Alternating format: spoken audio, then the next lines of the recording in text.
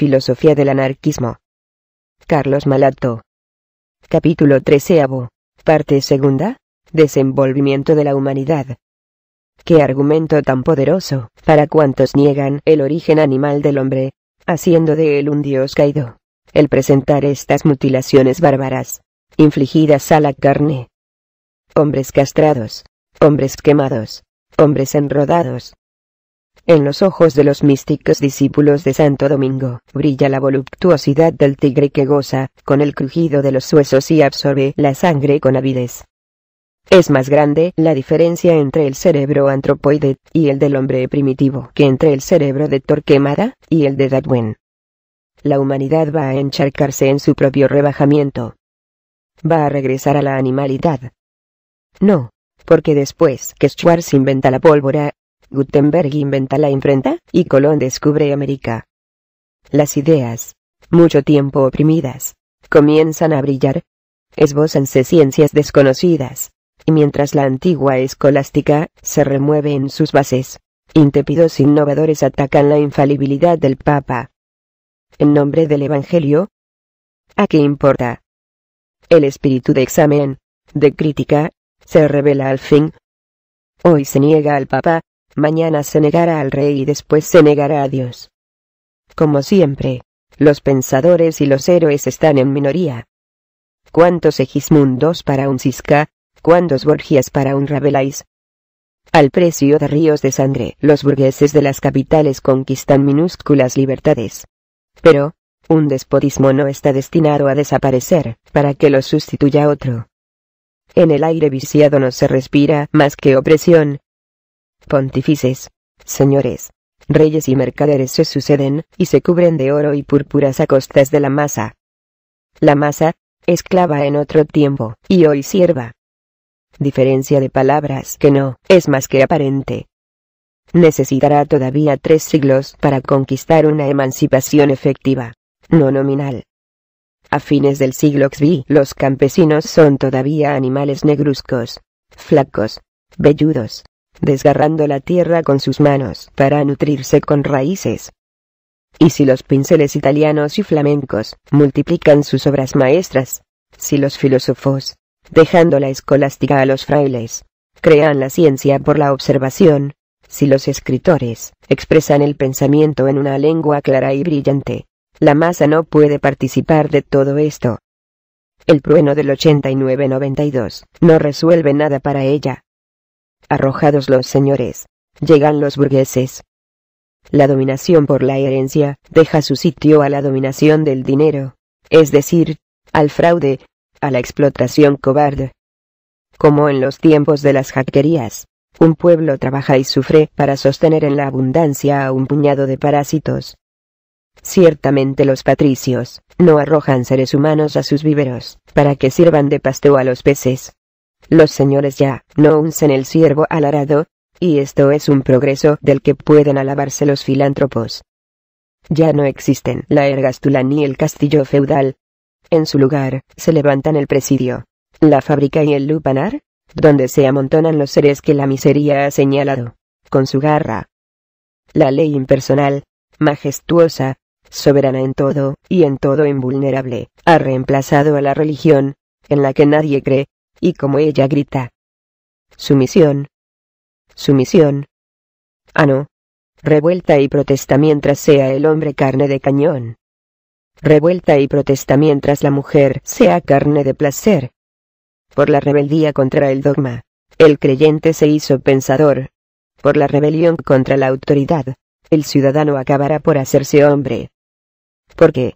Pues, los pueblos que han conquistado el derecho de pensar, no han de conquistar el derecho de vivir.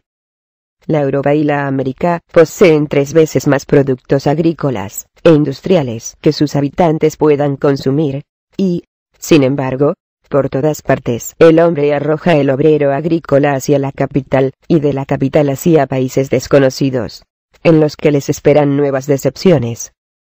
Asia encierra incalculables riquezas que se pierden, faltas de salida, siendo el monopolio de un pequeño número de privilegiados, mientras que cada año millones de seres se agitan en las torturas del hambre.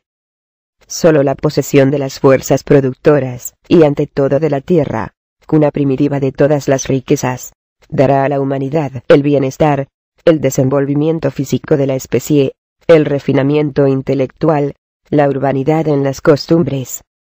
El bienestar y la libertad hicieron de los antiguos griegos una de las razas mejor dotadas. Que se compare al turco embrutecido por el despotismo con el árabe independiente, de formas artísticas y espíritu despierto, propio a la vez para la poesía y el cálculo. Diferencias profundas distinguen las razas. Los salvajes comunistas de Tahití y de la mayor parte de las islas oceánicas eran dulces y hospitalarios. Los habitantes de la Tierra de Fuego, miserables y famélicos, son feroces. Transportado sobre la balsa la Medusa, el mejor hombre del mundo, al cabo de 6 días, optará entre el suicidio o la antropofagia. El hombre, no hay que dejarlo de repetir, es hijo del ambiente en que vive. Gotoso y triste en una región pantanosa, salvaje en los bosques, soñador a la orilla del océano. Entre los septentrionales el carácter tiene algo de la gravedad de la naturaleza hiperbórea. Entre los montañeses suizos y escoceses, refleja la serenidad de los lagos y de los ventisqueros. Entre los pueblos del mediodía, en los que el aire puro embriaga como un licor y la respiración es frecuente o intensa, el hombre absorbe la vida que le rodea, tiende a confundirse con la naturaleza, y es más voluble, más impresionable. Las palabras escápansele con espontaneidad, y es más locuaz que el hombre del norte que, en su atmósfera de brumas, ante sus monótonos paisajes, apenas despliega los labios para dejar pasar a sus pulmones un poco de aire fresco. Poco a poco se atenuarán estas diferencias. Por la ciencia, por las relaciones internacionales, por la difusión de las ideas, nuestro globo lleva camino de unificarse. Hasta ese día será un obstáculo para el progreso la dificultad entre los pueblos para cambiar sus ideas. Contrariados por este inconveniente de la diversidad de idiomas, ciertos sabios han concebido la idea quimérica de resucitar una lengua muerta. Otros, excitados por el orgullo nacional, tratan de imponer al resto de la humanidad el idioma de su patria. Algunos, más lógicos, han pensado en crear un idioma universal con las raíces de las principales lenguas europeas, invento que, a despecho de los bromistas, podrá proporcionar inapreciables servicios, pero que indudablemente será poco accesible a las masas.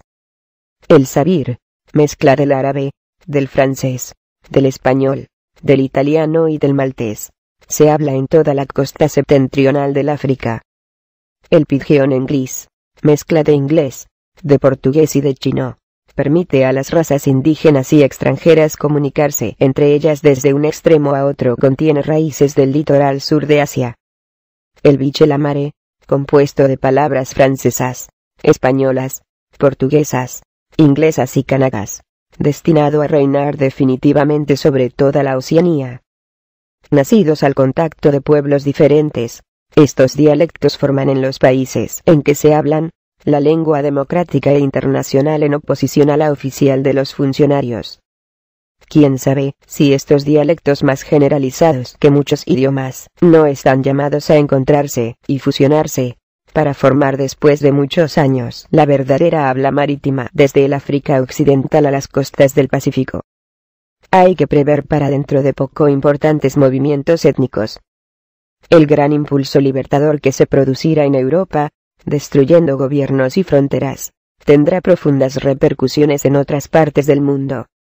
Soberanos protegidos, embajadores, residentes, toda la retahíla de parásitos europeos desaparecerán, dejando en muchas partes a las poblaciones, ya autónomas, elaborar ellas mismas las formas de su vida social.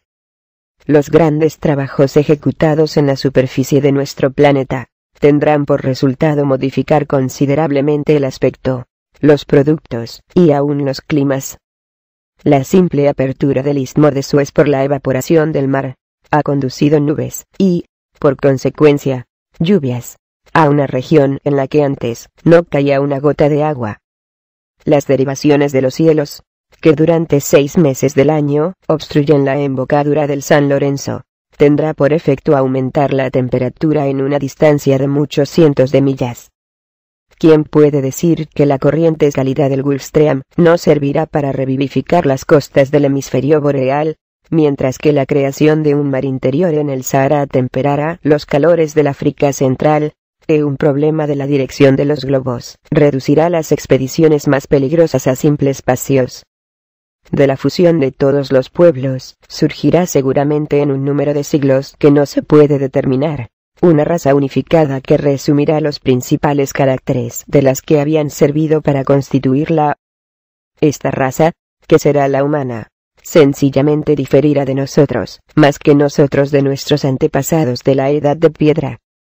Nadie puede señalar límites al progreso. ¿Quién ha dicho que la humanidad no adquirirá nuevos sentidos? Bien puede preguntarse si actualmente no existe el germen de un sexto sentido, al menos en los cerebros más cultos. ¿Qué es esta facultad de transmitir o recibir el pensamiento, sin el auxilio de agentes exteriores? Esta clase de telegrafía sin hilos, exagerada por los ignorantes, explotada por los charlatanes, ridiculizada por los escépticos, negada por los pontífices de la ciencia bajo el nombre de hipnotismo, y hoy admitida por todos bajo el nombre de magnetismo. Se rechaza el presentimiento, y se admite la intuición.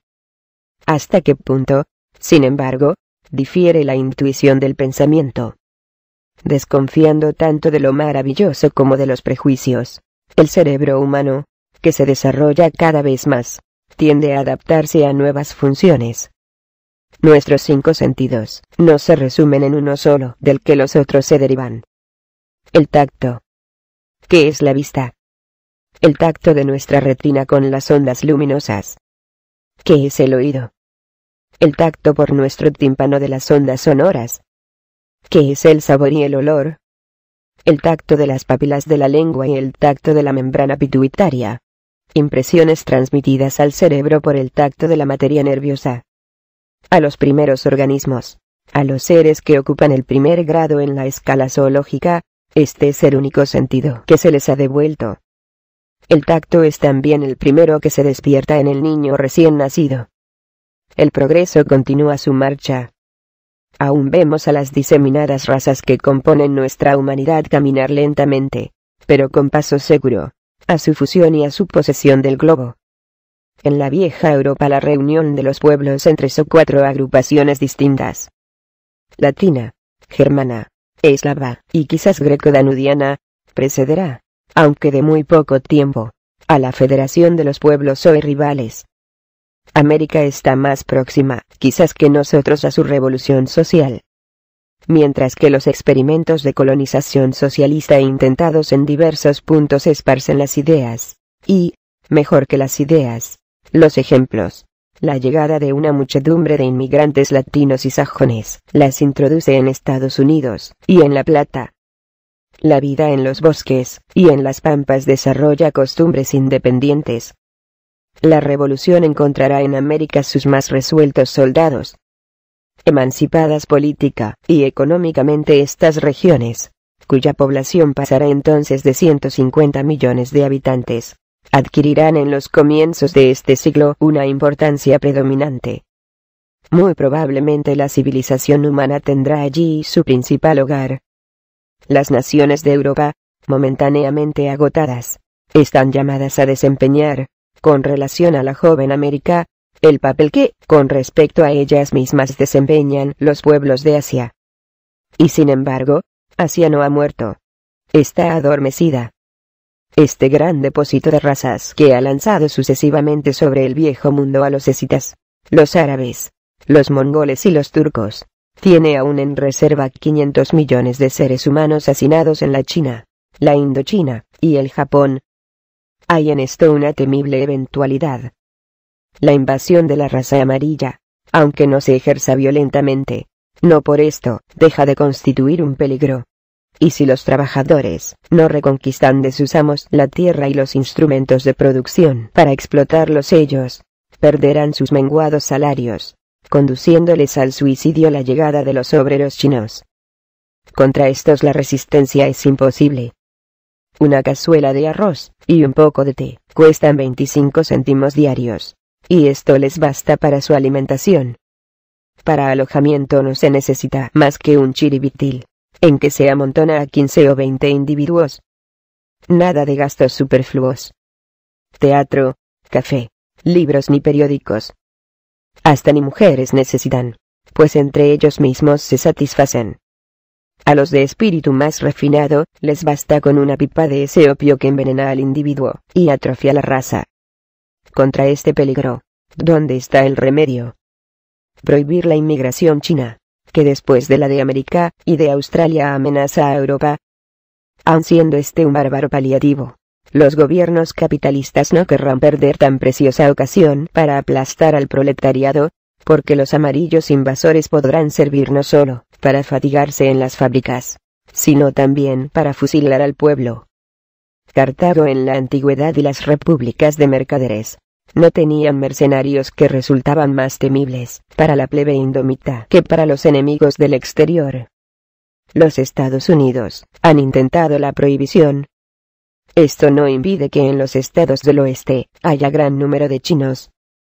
No cabe duda, por otra parte, que los burgueses archimillonarios que forman el gobierno de la Unión no perderán la primera coyuntura, con motivo de las huelgas obreras, para revocar el decreto.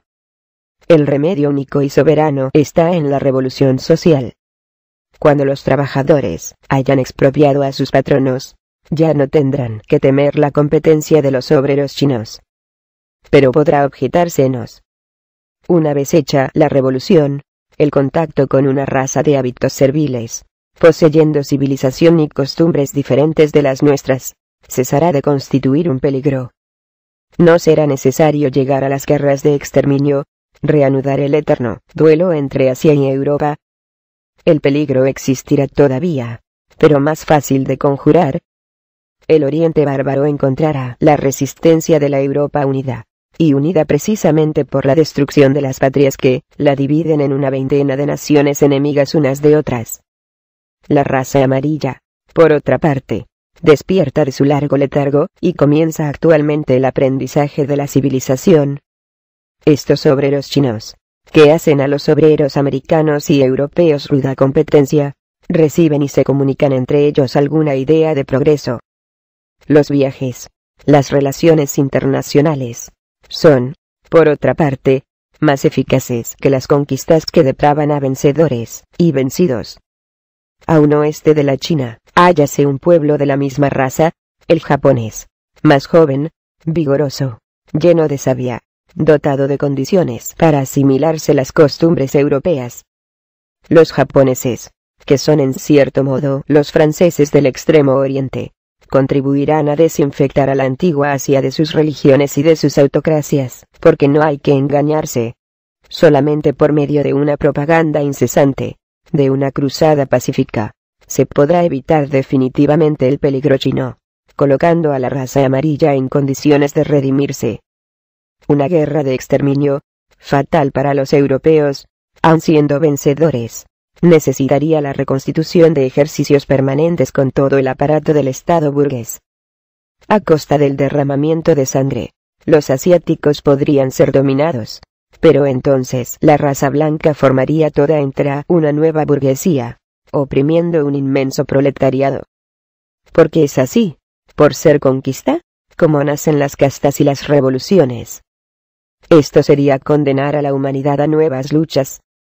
Aparte la propaganda medio moral, existe otra manera de contener la invasión de la raza china, o por lo menos retardarla hasta el momento en que esta raza emancipada no sea peligrosa. Este medio es el desviarla sobre África.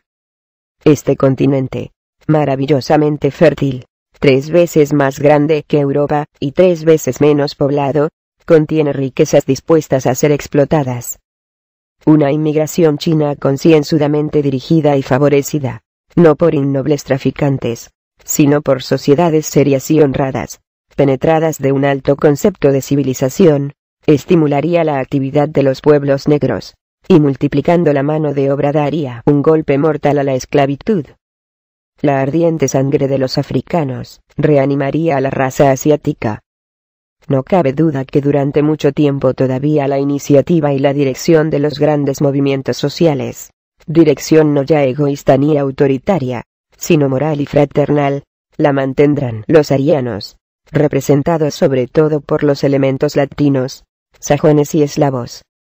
Son necesarios 2 o 3 siglos de relaciones y cruzamientos, para que las razas que no tenemos derecho a asesinar se fundan, sin peligro en la única raza humana. Libre en adelante, pacificada y unida, la humanidad proseguirá su marcha hacia el progreso sin límites, como para justificar esta notable frase de un filósofo. Los hombres descienden de los animales, y deben convertirse en dioses. Fin del capítulo 13. Parte segunda. Desenvolvimiento de la humanidad. Filosofía del anarquismo. Fin de Filosofía del anarquismo de Carlos Malato.